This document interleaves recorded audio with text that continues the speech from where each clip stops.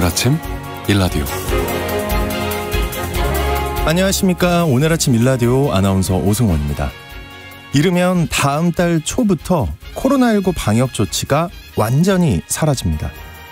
의료기관 등에 일부 남아있던 마스크 착용 의무가 전면 해제되고요. 독감처럼 취급된다고 하는데요. 문제는 다시 늘고 있는 확진자 수입니다. 최근 코로나19 신규 확진자가 3주 연속 증가해 지난 1월 이후 다시 하루 3만 명이 넘는 재유행 조짐이 나타나고 있는데요. 질병관리청의 주간 분석에 따르면 전국 생활하수 처리장에서도 코로나19 바이러스 농도가 짙어지고 있다고 합니다. 하수 기반 감염병 감시는 생활하수에 섞인 바이러스 양을 분석해서 환자 발생을 추정하는 기법인데요. 세계보건기구 등에서도 새로운 감염병 감시 기술로 권장하는 방식이라고 합니다. 우리 방역당국은 올해부터 본격적으로 이 하수 기반 감염병 감시를 시작했는데요. 현재까지 하수 내 바이러스 농도와 코로나19 확진자 수 사이에 상당히 뚜렷한 상관관계가 확인됐다고 합니다. 이렇게 확진자가 다시 증가하는 상황에서 방역조치 해제 소식이 들리니 아직 좀 신중함이 요구되고 있는데요. 이럴 때 느슨해진 개인 위생 관리도 돌아보면서 예방에 철저히 신경 쓰는 게 좋겠습니다. 7월 24일 월요일 오늘 아침 일라디오 출발합니다.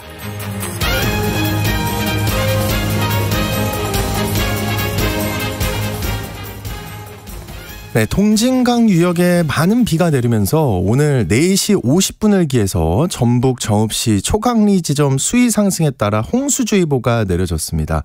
다시 한번 말씀드릴게요. 전북 정읍시 초강리 지점 수위 상승에 따라 홍수주의보가 내려졌습니다. 인근 지역의 주민들은 안전에 유의하시기 바랍니다. 자, 오늘 아침 일라디오 이 시간은 물론 KBS 일라디오의 모든 프로그램은 유튜브 KBS 일라디오 공식 채널이나 모바일 콩 어플리케이션을 통해 실시간으로 함께 하실 수 있습니다. KBS 일라디오 채널 구독과 좋아요, 댓글 많이 부탁드립니다. 자, 매주 월요일 이번 주 농작업 정보 시간 준비되어 있고요. 건강의료 처방전 시간에는 여름철 모기와 해충 기피제 사용에 대해 알아보겠습니다. 또 하나의 세상 IT 시간에는요. 유명 커피 브랜드사의 선불금 해킹 사고 문제와 이 대응법에 대해서 얘기 나눠보겠습니다. 자, 청취자 여러분 참여하실 수 있는 퀴즈 관련해서 드릴게요. 예상대로 채소값이 폭등하고 있는데요. 이것의 가격도 한 달 만에 무려 3배 이상 올라서 당장 삼겹살집에선 이거 리필해주세요 하면 사장님 표정이 울상일 수밖에 없을 것 같습니다. 자, 이것은 돼지고기와 음식궁합이 잘 맞아서 동맥경화를 예방하고요. 다른 엽채류에 비해 철분과 필수 아미노산이 풍부해 혈액을 맑게 하고 저혈압을 예방한다고 합니다. 대표적인 텃밭작물이자 쌈채소인 이것은 무엇일까요? 네, 추첨을 통해서 농촌진흥청에서 제공하는 웰빙 혼합 잡곡 세트를 한 분께 향긋한 커피를 드실 수 있는 모바일 커피 쿠폰을 4분께 드리겠습니다.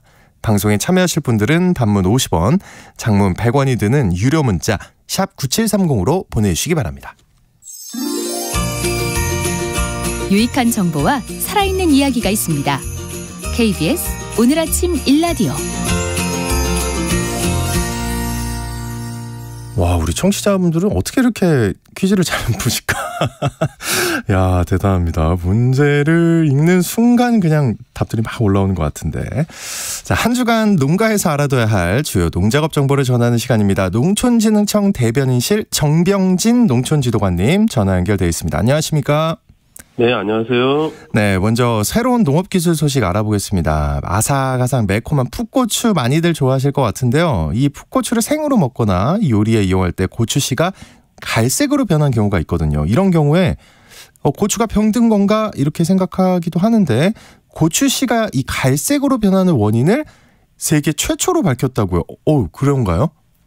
네, 농촌진흥청에서는 풋고추를 냉장 보관할 때 발생하는 씨의 갈변 현상이 고추를 수확하는 시기와 밀접한 관련이 있음을 세계 최초로 밝히고 이를 억제할 수 있는 수확 시기 판정 색상표를 개발했습니다. 야, 그럼 다른 게 아니라 이 수확 시기를 잘 맞추면 풋고추를 냉장 보관해도 씨가 갈변하지 않는다는 건가요? 네, 그렇습니다. 꽃이 핀 후 35일경 수확한 풋고추는 씨의 저온 스트레스 저항성이 생겨서 갈변이 억제된다는 것을 시험 연구를 통해서 밝혀냈는데요. 연구진은 우리나라 대표 풋고추 품종인 녹광을 대상으로 꽃이 핀 뒤 15일에서 40일까지 거두는 시기를 세분화해서 수확한 다음에 4도씨 이하에서 저온 저장한 후에 씨의 갈변 현상을 살펴봤는데요. 네. 그 결과 꽃이 핀 후 15일 뒤에 수확한 고추는 7일 안에 씨가 갈변되는 비율이 거의 100%에 달했습니다. 하지만 40일 뒤에 수확한 고추는 저온에서 15일간 저장한 뒤에도 씨의 갈변 비율이 28%로 낮게 나타났습니다. 오, 근데 왜 이런 현상이 나타나는 건가요? 네, 풋고추 씨는 씨 껍질이라고 하는 얇은 껍질로 덮여 있는데요. 씨를 해부학적으로 분석한 결과 꽃이 핀 뒤 25일까지는 씨가 완전히 발달하지 않았지만 꽃이 핀 뒤 35일부터는 씨 껍질과 배져서의 분리가 일어나서 단단하게 성숙한 고추 씨가 저온 스트레스에 저항성을 지니게 되어 갈변이 덜 일어나는 것입니다. 네. 이 연구 결과를 어떻게 활용할 수 있을까요? 네, 우선 이 연구 결과를 바탕으로 고추의 겉과 속의 열매 변화를 보여주는 수확 시기 판정용 색상표를 개발했습니다. 이 표를 활용하게 되면 풋고추 씨가 알맞게 성숙된 시기를 바로 알 수 있는데요. 이 색상표를 바탕으로 수확 시기를 조절하게 된다면 유통 과정에서 발생하는 손실을 줄일 수 있고요. 네. 그리고 소비자 만족도도 높이는 데 많은 도움이 될 것으로 기대하고 있습니다. 네. 지금 좋은 정보 감사합니다. 아마 고추 농사 짓는 분들에게 진짜 큰 도움이 되지 않을까 싶어요. 자, 지난 금요일이 중복, 그리고 어제가 대서였죠. 이 폭우와 폭염이 계속되고 있어서 정말 힘든데 이번 주 농업 기상 전망 어떤가요? 네, 긴 장마로 인한 폭우로 피해가 많아 걱정인데요. 그렇습니다. 예, 그리고 반면에 이제 비가 오지 않으면 폭염으로 또 힘든 시기입니다. 다들 건강 관리에 더욱더 신경 써야 하겠습니다. 이번 주에도 내일까지 전국적으로 비가 오겠고 수요일에는 수도권과 강원 영서 지역에 비가 예보되어 있습니다. 그리고 소나기가 오는 곳도 있겠으니 지속적인 주의가 필요하겠습니다. 기온은 아침이 23도에서 26도, 낮 기온은 27도에서 33도로 평년과 비슷하겠습니다. 그리고 제5호 태풍 독수리가 발생하여 이동하고 있습니다. 우리나라에도 영향을 미칠 수 있다고 하니 지속적인 관심과 대비가 필요하겠습니다. 지금 허탈한 게 이제 또 태풍인가요? 참. 제발 태풍은 좀 우리나라 피해 지나갔으면 좋겠는데. 네, 이번 주 농가에서 실천해야 할 주요 농작업 정보 알아보겠습니다. 먼저 벼농사인데요. 요즘처럼 이런 날씨, 덥고 습한 날씨 계속되면 병해충이 많이 생길 것 같아요. 네, 정확히 알고 계시는데요. 네. 말씀하신 대로 비가 온 뒤에 온도와 습도가 높아지면 각종 병해충이 많이 발생할 수 있습니다. 입지문이 많은 병은 장마 이후 습도와 기온이 높게 유지되면 확산이 될 수 있는데요. 먼저 중간 물때기를 잘 해주시면 병 발생을 줄일 수 있습니다. 그리고 혹시라도 병든 줄기가 20% 정도 보이게 되면 등록약제로 방제를 해주시기 바랍니다. 그리고 7월 중순 이후 입도열병이 발생이 지속되거나 출시기 전에 요즘처럼 비가 자주 올 경우에는 7월 하순부터 이삭이 펼 것으로 예상되는 조생종 품종의 경우 이삭도열병으로 변질 우려가 있습니다. 따라서 이삭 폐기 전까지 전용 약제로 방제해 주시길 당부드리겠습니다. 네, 그러니까 잘 관찰해서 적기에 방제를 해주는 게 중요할 것 같습니다. 그 장마철 이후 밭작물들은 어떤 관리를 해줘야 하나요? 네, 콩의 경우 생육 상황을 고려해서 추비를 줘야 하는 시기인데요. 개학이나 꼬투리 달릴 시기에 콩알의 비대가 불량할 경우에는 요소비료를 10아르당 4 내지 6kg을 주시면 됩니다.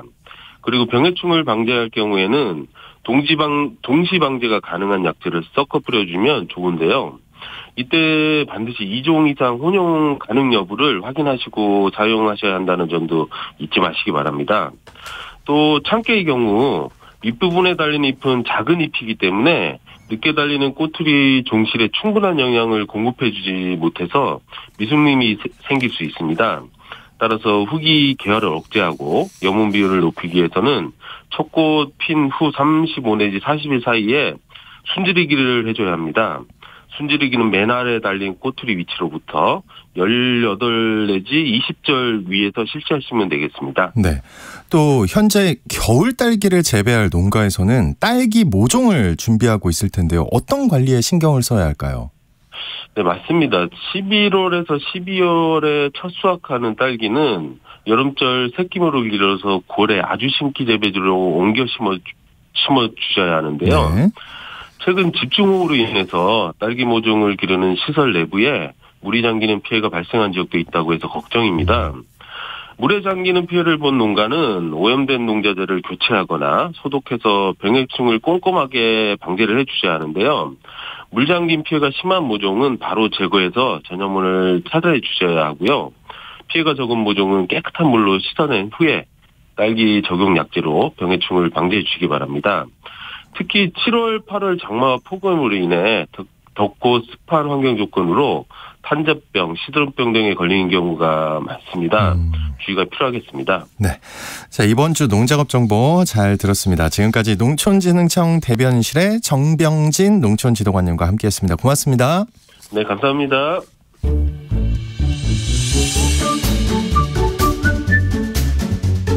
아침을 여는 기분 좋은 습관. KBS 오늘 아침 1라디오.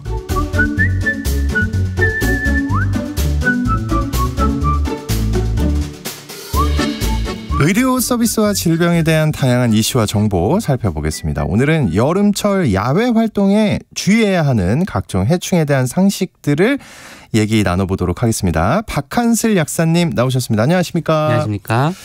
저는 여름철 해충이라고 하면 모기밖에 안 떠오르는데 올해는 모기가 유독 극성을 부리는 것 같아요. 기분 탓이겠죠? 아닌가요? 이게 우리가 모기로 고통받는 시기가 보통은 여름철이니까 이제 올해 좀 많나? 적나? 이러면 작년이랑 비교를 하는 거잖아요. 네. 1년이 지난 상태니까 사실 어제 점심 뭐 먹었는지 잘 기억이 안 나는데 네, 그래서 보통은 그런 기분이 들면 기분 탓인 경우가 많은데 올해는 정말로 많습니다. 이게 많은 분들이 잘 모르시는데 우리가 날씨를 미리 알려주는 일기예보를 하지 않습니까? 그거랑 비슷하게 모기예보라는 게 있습니다. 그거 어디서 하는 거예요? 이거는 이제 전국적으로 하는 거 아니고 일단은 서울시에서 이제 한 5, 6년 정도 시행한 지가 됐는데 이제 모기도 보통 습도라든지 기온이라든지 뭐 바람 세기 이런 것들에 비교해서 같이 종합해야지 모기가 얼마나 늘어나는지를 확인할 수가 있지 않습니까? 요거를 이제 머신러닝 요즘 핫한 그런 것들을 가지고 예측을 하는 거예요. 그래서 습도가 이 정도고 온도가 이 정도면 모기 숫자 이 정도 된다. 그래서 모기 예보를 하고 있는데 그래서 서울시 자료들을 쭉 살펴보면은 이제 2019년 정도까지는 연간 한 5천 몇 마리 이렇게가 이제 포획이 됐다고 해요. 그런데 2020년부터는 이상하게 이게 10,000마리, 한 2배 가까이 늘어버렸거든요. 소름 돋아. 네. 그래서 이게 왜 갑자기 늘어났냐 이걸 해보니까 사실은 이것도 기후 변화의 원인이었던 거죠.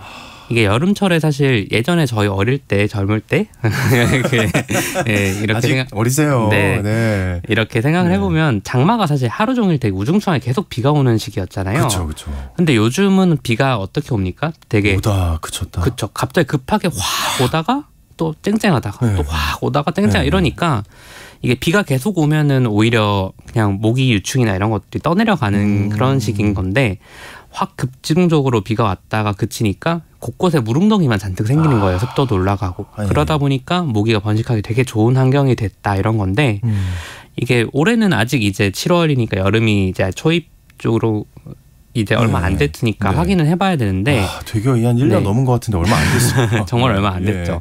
근데 질병청에서 또 이제 말라리아 모기 모니터링 이런 걸 하는데 말라리아요? 이게 작년에 비해서는 또 2배가 늘었대요. 그러니까 올해는 정말 만만치 않을 거다라는 걸 좀 조심을 하는 게 필요한 거죠. 이게 군복무를 경기 북부 지역에서 하신 분들이 아니면 이게 우리나라에도 말라리아가 있어? 이렇게 생각하시는 분들 굉장히 많을 것 같은데 좀 더 얘기해 주시죠. 진짜인가요, 이거?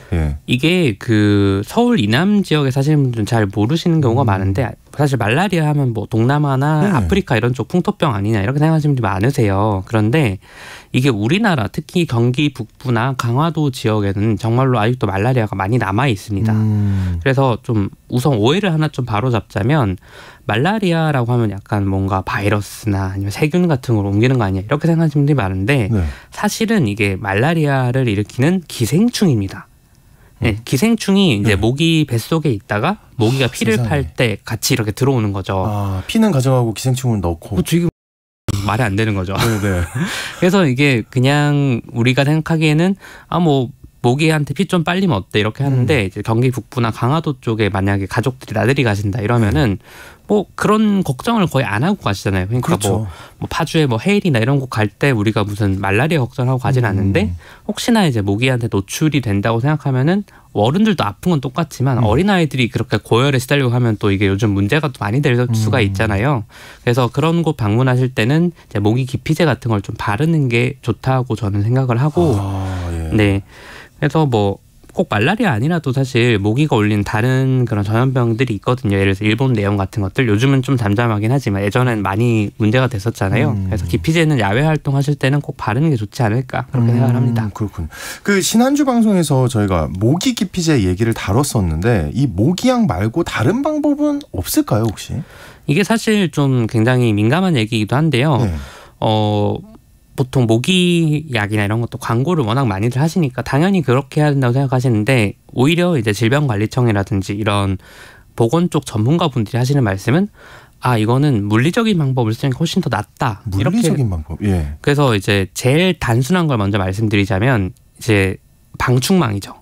근데 아니 요즘 방충망 없는 집이 어디 있어 이렇게 생각을 하시는데 사실 이게 좀 노후화된 방충망들은 중간에 틀어지는 곳들도 있고 그다음에 제일 큰 문제가 이제 창문에 보면은 우리가 빗물이 들어왔을 때 빗물이 빠져들어있는 그 물 틈이 있잖아요. 맨 밑에 그 구멍. 네 맞습니다. 거죠? 근데 그걸로 모기가 들어올 수 있다 생각을 잘 안 하시는데 그걸로도 모기가 들어올 수가 있거든요. 그래서 이제 뭐 대형 마트라든지 아니면 뭐 다 있어 이런 잡화점 있잖아요. 네, 많은 물건들이 있는. 네, 그런 데 가면은 스티커형 방충망을 팔아요. 이제 그런 걸로 그런 구멍도 좀 막아주시면 모기 유입을 원천적으로 차단할 수 있으니까 그게 제일 좋은 방식이고요. 이제 두 번째는 이제 모기장입니다. 모기장 하면 그거 예전에 어릴 때 그냥 뭐 엄청 옛날에 쓰던 거 아니야 이렇게 생각하는 분들이 많은데 모기장이 요즘은 되게 잘 나오기도 하고요. 그 모기장을 그냥 침대 위에 이렇게 펴서 이렇게 막아만 줘도 어린아이들 같은 경우는 충분히 모기를 막을 수가 있거든요. 근데 이게 모기장이 불편한 점은 이제 왔다 갔다 출입할 때가 좀 힘들다 이런 건데 사실 모기 물리는 게 낮에는 우리가 활동적으로 움직이기 때문에 그런 거는 크게 걱정이 없는데 밤에 자다가 모르고 물리잖아요. 그래서 자기 직전에 아이 방에라도 이렇게 모기장을 펴주고 그다음에 거기 아이를 딱 넣어놓으면 사실 잘 때는 잘 안 움직이니까 그렇게만 해도 충분히 모기를 막을 수 있고 이거는 아마 다른 데서도 잘 얘기를 안 하셔서 모르실 거는데 선풍기가 모기에 대해서는 굉장히 효과적인 방법입니다. 선풍기를 어떻게 하는 거죠? 그러니까 우리가 보통은 선풍기는 예전에 에어컨이 없을 때 대체품으로 쓰는 거라고 생각하니까 요즘엔 선풍기 안 쓰는 가정들이 많은데 잘 생각해 보면요. 선풍기 바람 이렇게 우리가 맞으면 그냥 시원하네 그냥 바람이 이렇게 생각을 하는데 모기 같은 작은 생물들한테는 이제 선풍기 바람이 태풍이에요. 그래서 그냥 선풍기 바람 약하게라도 틀어놓고 이걸 회전으로 이렇게 해놓으면 모기들이 글로 못 날아옵니다. 그래요? 네, 걔들은 그 날개로 이렇게 아무리 열심히 해봤자 선풍기 바람에 대한 풍속을 못 이기기 때문에 그냥 그거를 그냥 에어컨만 틀면 시원하지 이렇게만 생각하시지 말고 그냥 몸 주변에 이렇게 회전으로 틀어놓으면 모기가 근처로 못 오기 때문에 그렇게도 한번 시도를 해보시면 참 좋을 것 같다는 생각이 듭니다. 선풍기 이러면은 모기약을 쓸 필요가 없겠는데요. 살살 이렇게 돌려놓고 자면은 그래도 모기약을 쓰는 게 좋은 건가요? 아니면 저런 방법을 쓰기 힘든 야외에서나 쓰는 게 나은 건가요? 이건 뭐 순전히 제 개인적인 생각이긴 하지만 이제 가정에서 방충망이나 모기장 같은 걸 잘 갖추고 이런 식으로 잘 하면 사실 저는 가정에서는 굳이 모기약을 쓸 필요는 없다라고 생각을 합니다. 아무리 안전하다고 해도 일단은 화학물질이 나오는 거라서 좀 별로 바람직하지는 않을 것 같고요. 그러면 이제 이런 모기 기피제나 모기약 언제 쓰냐? 아까 말씀하신 것처럼 이제 물리적으로 차단이 힘든 야외에서 쓰는 거죠. 예를 들어서 요즘 캠핑 되게 많이 가시잖아요. 근데 캠핑장 근처에는 우리가 어떻게 밀폐를 하기도 힘들고 그다음에 모기장을 치기에도 왔다 갔다 하는 그게 너무 많으니까 좀 힘드니까 이럴 때는 왜 그 동글동글한 그 태우는 모기약 있죠. 이런 거를 주변에 좀 설치를 한다든지 아니면 요즘은 이제 콘센트가 있는 그런 캠핑장도 많으니까 그럴 때 이제 우리가 증기 나오는 그 전기 코드에 꼽는 그런 모기약 있죠. 훈증기형 모기약이라고 하는데 그런 걸 꽂아놓으면 충분히 또 밀폐가 되지 않은 환경이니까 안전하다고 할 수 있고 이게 또 여름철 해충이라고 하면은 우리가 모기를 제일 많이 떠올리는데 사실은 진드기 같은 것도 굉장히 위험하거든요. 우리가 여름철에 풀밭 같은 데 그냥 함부로 앉지 마라 이런 얘기를 하는 게 이런 진드기들 뭐 털진드기든 참진드기든 이런 것들이 이제 우리 몸에 붙을 수가 있어서인데 이 진드기도 그냥 피 좀 빨리고 말지로 끝나는 게 아니고 이제 열이 굉장히 심하게 날 수 있는 쯔쯔가무시병이라든지 아니면 유행성 출혈열 같은 이런 것들을 진드기가 또 옮길 수가 있어요. 이제 이런 것들을 막기 위해서는 이제 기피제를 좀 발라주는 게 좋거든요. 최소한 바지라도 이제 좀 긴 걸 입고. 근데 이 진드기 기피제 그럼 뭐 있냐 이렇게 생각하실 건데. 그러니까 언뜻 안 떠오르는데요. 네. 네. 사실은 이 모기 기피제로 우리가 바르는 것들 있죠. 예, 있어요. 네, 바르는 모기 기피제들. 그게 그냥 모기만 쫓는 게 아니고 이런 곤충들이 싫어하는 냄새를 만드는 거라 가지고 네, 그런 것들을 같이 발라도 똑같이 효과를 볼 수가 있거든요. 그래서 모기 쫓을 때만 쓴다 생각하지 마시고 이런 진드기나 다른 잡곤충 쫓을 때도 도움이 되니까 네, 그런데 바르시면 좋을 것 같습니다. 야, 또 바르는 모기약이 진드기한테 효과가 있는 거 처음 알았습니다. 근데 그 모기약 얘기를 하면 늘 안전한 거 맞나? 네. 예, 이런 의문이 따라옵니다. 몇 년 전에 그 가습기 살균제 사건도 그렇고 일단은 화학약품이니까 꺼려지는 분들이 굉장히 많을 것 같은데 그래도 과학적으로 이거 안전한 거죠? 우선 말씀하신 것처럼 이제 굉장히 가습기 살균 사건이 너무 비극적인 그쵸, 일이니까 저도 어릴 때 썼거든요. 그런 거를.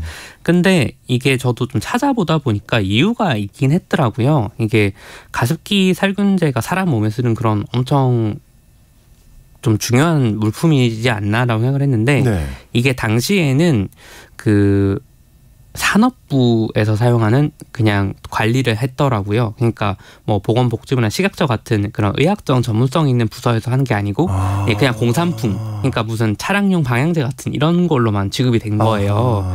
그래서 관리가 안 됐던 건데 모기약 같은 것들은 대부분 의약 외품으로 관리가 돼서 그런 식약처에서 좀 엄격하게 관리를 하고 있고요. 그리고 딴 것보다 그 우리가 보통 뿌리는 모기약들 있죠. 그래서 뭐 땡땡킬라 뭐 이런 제품들 이런 것들은 사람한테는 영향을 거의 미치지 않고 이제 모기나 이런 곤충들한테만 선택적으로 이제 피해를 주는 그런 성분들이거든요. 그래서 이 보통 많이 쓰는 땡땡킬라 이런 데 들어있는 제품들은 어떤 성분이냐면 모기한테 이렇게 모기나 이런 벌레한테 했을 때는 신경을 마비시키는 그런 작용을 해요. 그래서 뿌리면 바로 죽지는 않지만 노출되면 한참 있다가 결국은 죽게 되는. 그렇죠. 엄청 느려지고. 네. 그래서 사람한테는 사실 그런 작용을 안 하기 때문에 막 뿌려놓고 너무 고농도를 흡입하지만 않으면 이제 특별히 문제는 없고요. 그보다 또 안전한 거는 이제 바르는 그런 모기약들 있죠.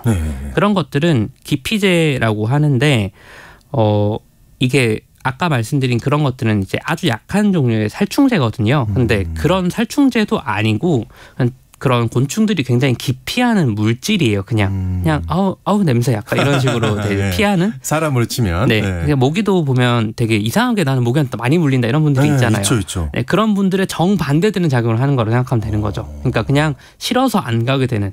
네, 그러니까 특별히 위험한 것도 없고 대신에 너무 어린아이한테 사용하는 건 조금 위험할 수 있으니 차라리 옷 위에 뿌릴 수 있는 이런 것들이 나을 수 있다. 이 정도만 아시면 될 것 같습니다. 네. 그 모기 물렸을 때 바르는 약 있잖아요. 지금 모기가 나를 싫어하게 만드는 약 말고 물렸을 때 이런 거는 효과가 있나요? 어떤가요?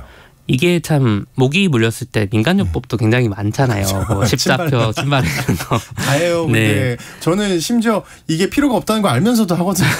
이게 심리적으로 좀 뭔가 안정감을 주고 이런 게 있긴 한데 이게 사실은 모기 물려서 가려운 거는 이제 모기가 침을 꽂으면서 외래 단백질이 우리 몸에 들어오니까 알러지 반응이 일어나는 거거든요. 그러면 우리가 일반적인 알러지랑 똑같습니다. 그 알러지 있을 때 우리가 항히스타민제를 먹죠. 항히스타민제를 먹으면 가려움증이 없어지는데 그거랑 비슷하게 우리가 바르는 모기약들은 항히스타민제가 들어있어요. 그래가지고 바르면 이거는 정말로 무조건 효과가 있습니다. 가려움을 없애는 거기 때문에 이제 알러지 약이랑 똑같은 원리예요. 근데 이거를 우리가 상시적으로 집에 바른 약을 구비해두지 않는 경우가 많잖아요. 그럴 때는 그냥 먹는 알러지 약을 먹어도 됩니다. 왜냐하면 우리가 실제로 뭐 피부에 알러지 생기고 이랬을 때도 알러지 약 먹는 거 먹으면 해결이 되잖아요. 똑같이 모기 물렸을 때도 우리가 먹는 약 알러지약 먹었을 때 항히스타민제 먹으면 해결이 되기 때문에 집에 보통 그런 건 상비약을 한 책 있는 경우가 많잖아요. 이제 그럴 때는 먹어서 주면 훨씬 도움이 되고 이제 그거 말고 아예 벌레 쏘임 같은 거 있죠. 그러니까 벌이라든지 독 있는 벌레한테 쏘이는 경우는 그런 걸 바르지면 안 되고 이제 가까운 병원 가서 확인을 해보시는 게 좋습니다. 벌침 같은 게 남아 있고 이럴 수가 있기 때문에. 네. 그렇군요. 이 모기 대처법도 굉장히 몰랐던 내용이 많은데 그러면 이런 이 지긋지긋한 모기 어떻게 박멸할 신기술 같은 거. 근데 저는 왜 약사님한테 이걸 계속 묻고 있을까요? 그리고 물어보고 싶어요. 네, 없을까요? 신기술? 실제로 몇 가지가 있는데 있어요? 네, 두 가지 정도 말씀드릴 수가 있을 것 같아요. 하나는 로봇을 이용하는 겁니다. 그래서 요즘 드론이 되게 많이 유행을 하고 있잖아요. 그래서 드론을 이용해서 여기에 감시할 수 있는 레이더를 달고 그다음에 레이저를 쏘는 거죠. 그래서 모기한테. 그러니까 사실은 모기를 잡는 것보다는 농업 쪽에서 많이 이용되는 겁니다. 그래서 이제 엄청 큰 대농장들 있잖아요, 미국 같은데. 근데 살충제에 뿌리기도 하지만 해충들을 이제 박멸하기 위해서 이제 걔들 드론을 띄워가지고 레이저로 쏴가지고 막 죽이는. 근데 이게 소형화되면은 모기 같은 것도 충분히 잡을 수 있고, 물론은 아직은 배보다 배꼽이 더 큰 너무 비용이 많이 들긴 하겠지만 그런 식으로도 쓰고 있고요. 다른 방식은 조금 잔인하다고 하면 잔인할 수도 있는데. 이제 유전적으로 성적인 기능을 못하는 좀 속된 말로 고자 모기를 만드는 이런 방법도 있습니다. 그러면 걔들이 나가서도 또 암컷들이랑 정상적으로 짝짓기를 할 건데 그럼 알이 안 생길 거 아니에요. 그러니까 모기 개체수가 급격하게 줄어드는 이런 효과도 날 수 있다. 이제 좀 개발도상국인데 방역하기엔 돈이 많이 들고 또 너무 모기가 많다. 이런 데는 그런 방식도 사용을 하고 있습니다. 특히나 좀 말라리아 같은 거에는 해줬으면 좋겠는데. 맞습니다. 실제 그런 지역에서 사용을 하고 있습니다. 공중보건적인 목적으로. 그렇군요. 자, 오늘 건강 의료 처방전 시간에 모기와 해충제 사용에 대해서 알아두면 좋은 상식들 얘기 나눠봤습니다. 오늘 얘기 고맙습니다. 감사합니다.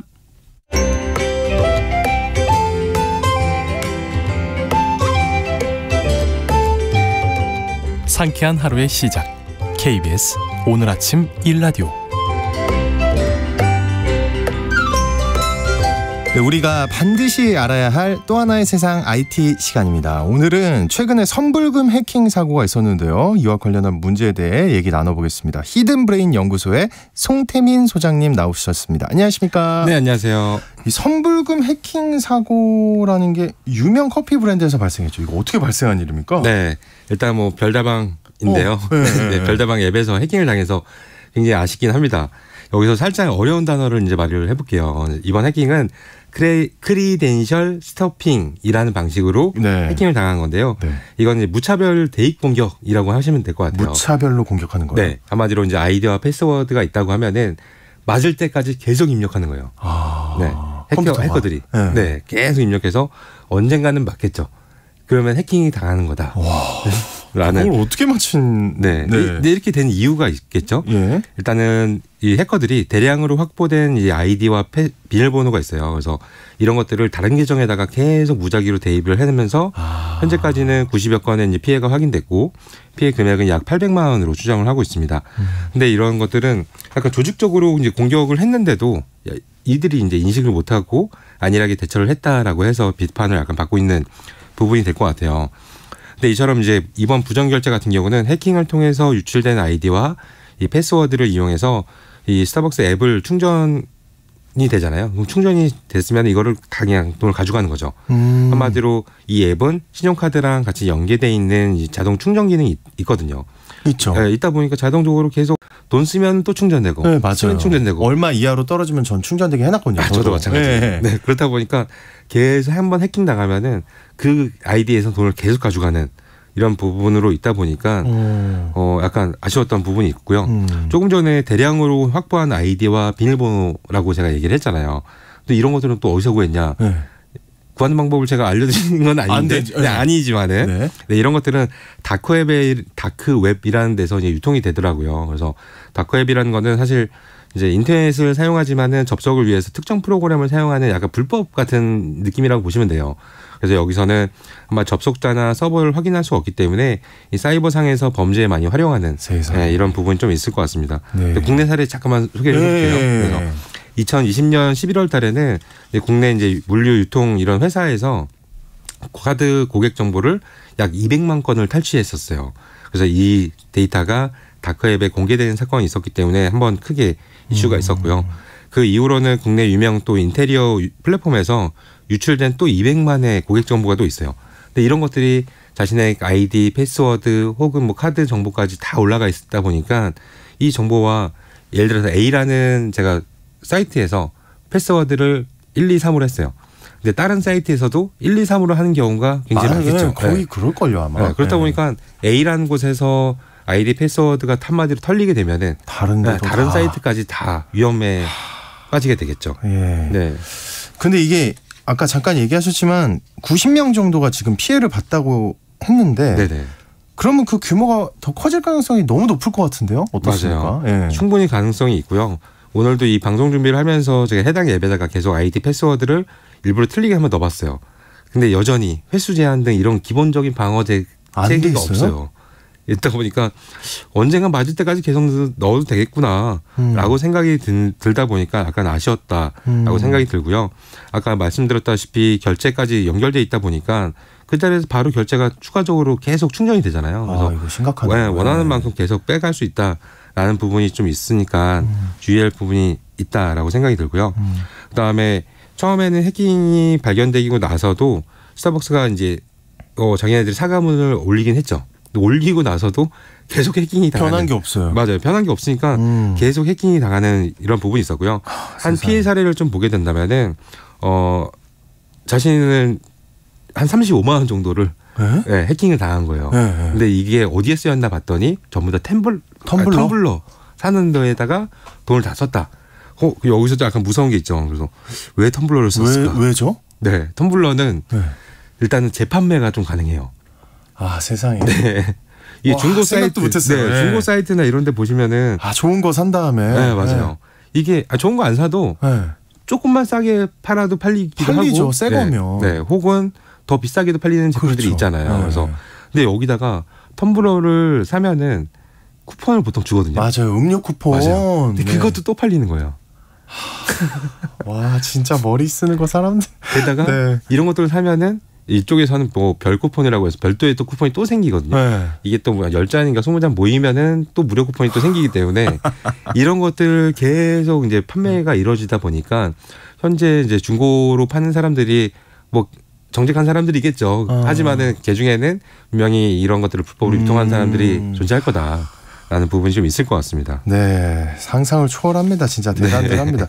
근데 아까 잠깐 스타벅스에서 사과문을 올렸다고 했는데 이 스타벅스 측의 입장은 그냥 끝인가요? 그걸로 어떻게 됩니까? 바로 좀 조치를 해야 될 것 같은데요. 맞아요. 제가 봐도 그럴 것 같은데 일단 지난 8일 날 처음에 피해 고객의 신고가 있었는데 일단 시간을 끌다가 한 이틀 정도 뒤에 이 사태를 파악한 거예요. 근데 그 뒤에 또 이제 공지를 하게 된 거죠. 공지를 했음에도 이제 계속 도용 사건이 발생하게 됐는데 일단 뭐 피해자들에게한테는 피해 금액을 전액 보전해주겠다라고 얘기는 뭐 한 상태이긴 해요. 근데 사실 이게 중요한 건 아닌 것 같고. 그 다음에 이제 공지를 보게 되면은 사고 예방을 위해서 아이디와 비번을 여러 사이트와 동일하게 하지 말고 바꿔달라라고 요청을 했더라고요. 그래서 이게 뭔가라고 생각이 들기도 하는데 과거의 사례를 좀 보게 된다면은 스타벅스가 2019년도에 이번하고 동일한 해킹 사건이 있었어요. 그랬어요 또? 네. 있었는데 그때도 역시 이용자들한테 주기적으로 비밀번호를 변경해달라라고 요청을 했었고 그 당시에도 잔액을 이제 편취당한 이제 고객들한테는 피해를 보상해주겠다라는 정도를 해서 진행했는데 이렇게 일어난 지 4년이 지났는데도 여전히 동일하다라는 부분이 약간 아쉬운 것 같습니다. 네, 이거 재발 방지를 위해서 좀 인증 좀 강화되게 인증 방안이 좀 추가로 필요하지 않을까 싶은데 어떻습니까, 이거? 네, 우선 지금 이제 작업을 했던 게 아까 말했던 크리덴셜 스토핑이라고 해서 무차별 대입 공격이라고 했잖아요. 그래서 이런 것들을 자동적으로 이 컴퓨터 보수를 이용해서 자동화 툴로 이제 계속 입력을 했던 건데. 이거를 자동화를 막으려면은 우리가 제일 많이 아마 인식하고 있는 것 중에 하나가 뭐 캡차라고 해서 뭐 이런 거 있잖아요. 숫자를 넣어주세요. 혹은 뭐 신호등을 골라주세요. 이런 이미지들. 그런 것들이 있어야지 좀 피해가지 않을까라고 생각이 들기도 하고요. 은행 앱이나 이런 것들 보게 되면은 비밀번호를 5번 이상 틀리면은 그걸 잠가버리죠. 잠가버리고서 재발급을 받아야지만 되는 건데 이렇게 이 정도만 해줘도 사실 되지 않나라고 생각이 들고요. 물론 이제 이해는 돼요. 이들이 앱을 사용할 때마다 커피숍에 가서 계속 아이디 패스워드 넣고서 로그인하고서 자 여기 있어요라고 찍는 거는 불편하잖아요.